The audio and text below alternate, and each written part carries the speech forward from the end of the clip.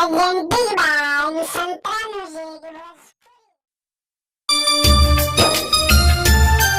एको हावे करे जी नंबर वन, एको हावे करे जी नंबर वन। सरवा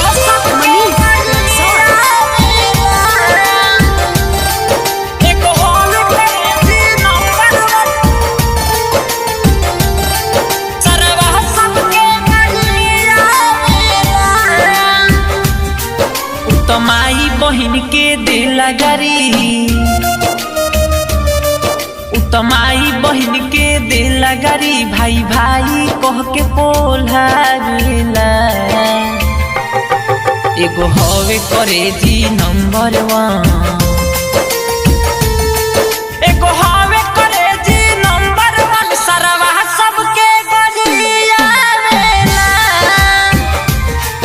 एगो हवे करे जी नंबर वन। सरवा सबके गलिया तमाई बहिन के दिल गरी। Mix by Sneha recording studio Jamo Chand टोला।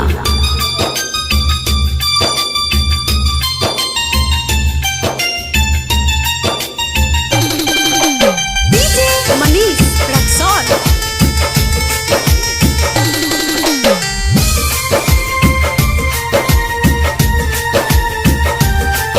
अपना के तेजू बनेला, कहला पर कुछ तनेला। कितना तारीफ करियो कर सबके नंबर से बनेला।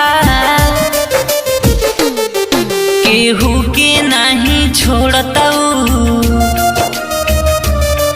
केहू के नहीं छोड़ताऊ। नहीं रहन वो कर भावेला।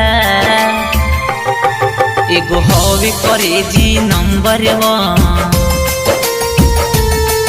एगो हवे करे जी नंबर वन। सरवा सबके गलिया वेला, एगो हवे करे जी नंबर वन। सरवा सबके गलिया वेला तमाई बहिन के दिल गरी। Mix by Sneha recording studio Jamo Chand टोला।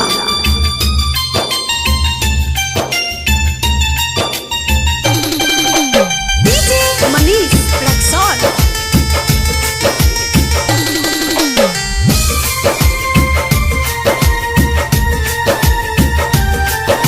तो बोले ला बेपर्दा हो,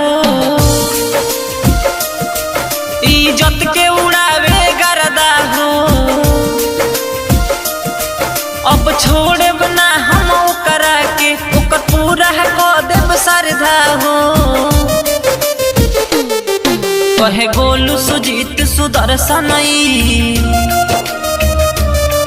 रितेश बलम में कहेला। सब मिलजुल के समझावेला। एगो हवे करे जी नंबर वन,